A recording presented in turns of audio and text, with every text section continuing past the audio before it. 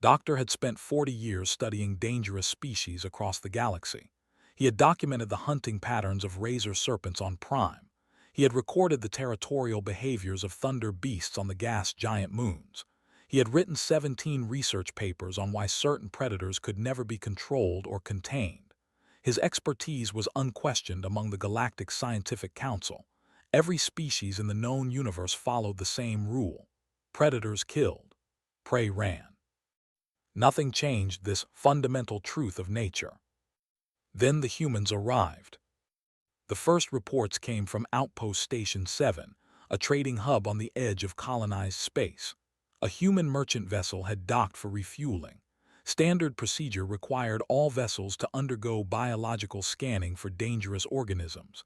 The scanner detected a Class 4 predator aboard the human ship. Class 4 meant extreme danger.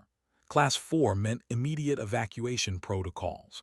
Class 4 meant armed response teams.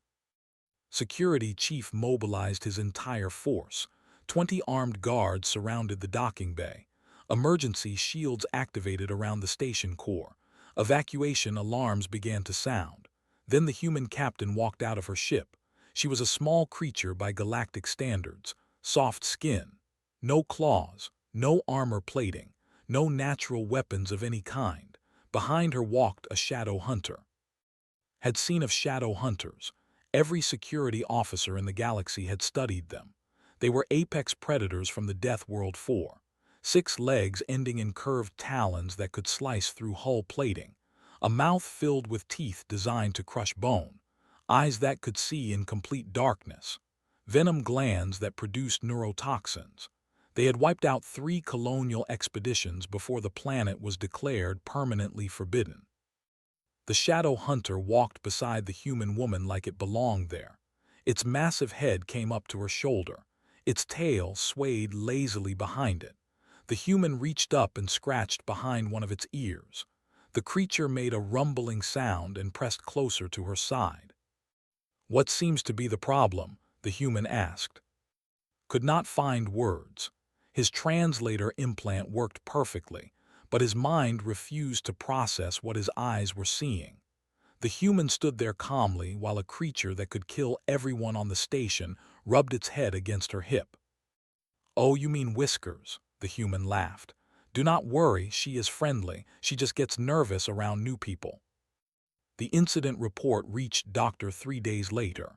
He read it 7 times. Then he submitted an urgent request to the Galactic Scientific Council for funding to study this phenomenon. The request was approved within hours. Every scientist in the galaxy wanted answers. Assembled a team of the finest in known space. They traveled to human colonial worlds. They visited human ships. They documented everything they found. What they discovered changed everything they thought they knew about the universe. Humans did not just bond with shadow hunters. They bonded with everything.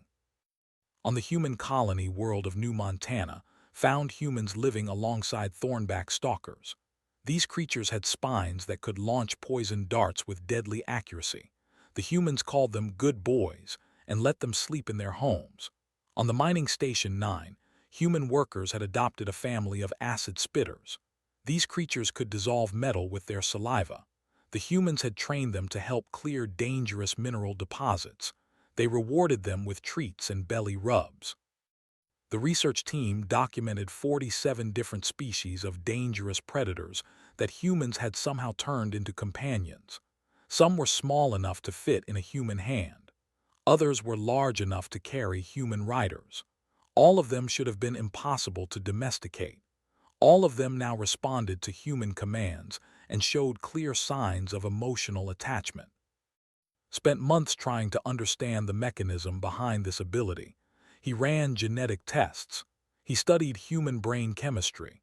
He analyzed their social structures. The answer he found was both simple and completely impossible. Humans produced a unique combination of hormones that other species did not possess. When they formed emotional connections, their bodies released chemicals that created genuine feelings of love and attachment. These feelings were not logical. They were not strategic. They served no obvious survival purpose. Humans simply decided that something was their friend, and then they made it true through sheer force of emotional commitment. But the hormones alone could not explain everything.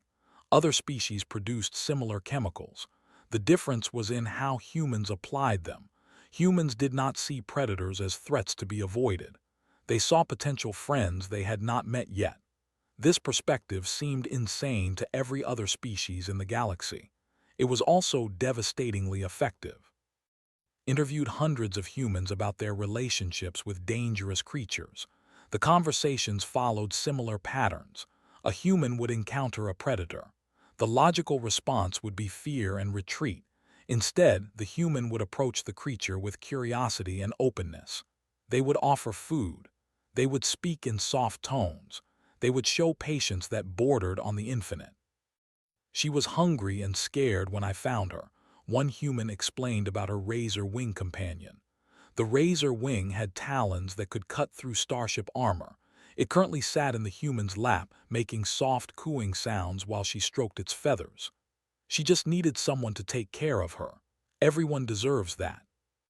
The concept was alien to in every sense of the word. His species, had evolved to view the universe as a series of threats to be managed. Other species shared this perspective. Survival meant avoiding danger. Cooperation meant strategic alliances based on mutual benefit. The idea of forming emotional bonds with creatures that could kill you made no evolutionary sense. Yet it worked. It worked so well that humans had become the only species in the galaxy with reliable predator companions. These companions provided protection, labor, and emotional support. They gave humans advantages that no amount of technology could replicate. Presented his initial findings to the Galactic Council. The response was skepticism and disbelief. Several council members accused him of fabricating his data. Others suggested that humans must be using some form of mind control technology. The idea that emotional bonding alone could tame apex predators seemed impossible. Then came the incident on Colony 7. A hive of acid crawlers had established itself beneath a human settlement. Acid crawlers were considered one of the most dangerous species in the galaxy. They reproduced quickly. They consumed everything in their path. Their acid could melt through defensive shields. Standard protocol called for orbital bombardment to eliminate the threat. The entire settlement would be lost, but the creatures would be contained. The humans refused to evacuate. Traveled to Colony 7 to observe what he assumed would be a tragedy. Instead, he witnessed something that changed his understanding of the universe. The human settlers had discovered the crawler hive 3 months earlier. Instead of fleeing or calling for military support, they had approached the creatures. A human woman named Sarah had led the effort. She had spent weeks observing the crawlers. She learned their communication patterns. She identified their food preferences. She figured out which individuals held leadership positions within the hive. Then she started leaving offerings of food near the hive entrance. She sat for hours, day after day, simply being present without showing aggression. The crawlers had killed 17 colonists on other worlds. They had no history of peaceful interaction with any species, but Sarah kept coming back. She talked to them in soft, steady tones. She showed no fear, even when they approached her with acid dripping from their mandibles. She treated them like neighbors she wanted to befriend. It took 4 months. The crawlers began to recognize her. They stopped showing aggressive postures when she appeared. They started bringing her things, small rocks, dead prey animals, gifts that showed they were thinking about her even when she was not there. Sarah accepted every gift with genuine gratitude. When arrived on Colony 7, the crawlers had fully integrated with the human settlement. They helped with construction, using their acid to shape building materials. They provided security, patrolling the perimeter against other threats.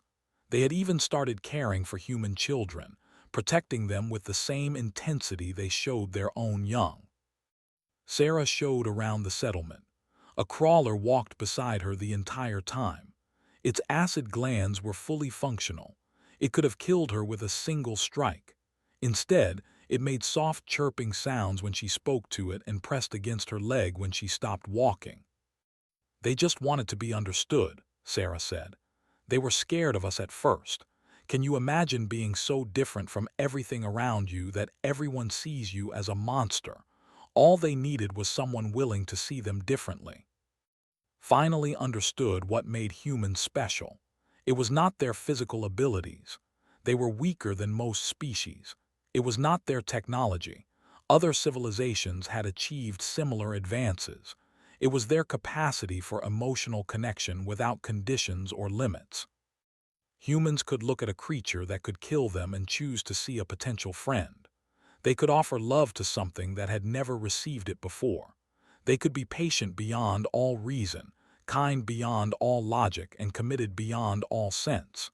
This made them the most dangerous species in the galaxy, not because they could destroy threats, but because they could transform them. The final report submitted to the Galactic Council ran over 2,000 pages. His conclusion was simple. Humans had discovered something that every other species had missed. The universe was not divided into predators and prey. It was divided into those who had found someone to bond with and those who had not. Humans had figured out how to bridge that gap with any species willing to accept the offer. The council debated the implications for months. Some saw opportunity. If humans could teach others their bonding techniques, the galaxy could become dramatically safer. Others saw threat. A species that could turn apex predators into loyal companions could do the same with rival civilizations.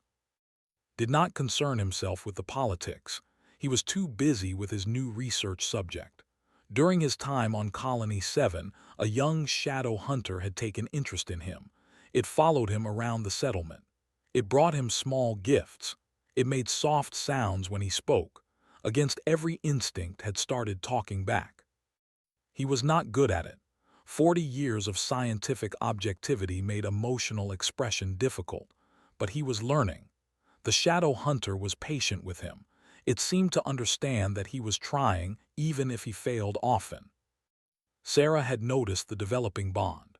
She had smiled at him with that strange human expression that conveyed warmth and encouragement.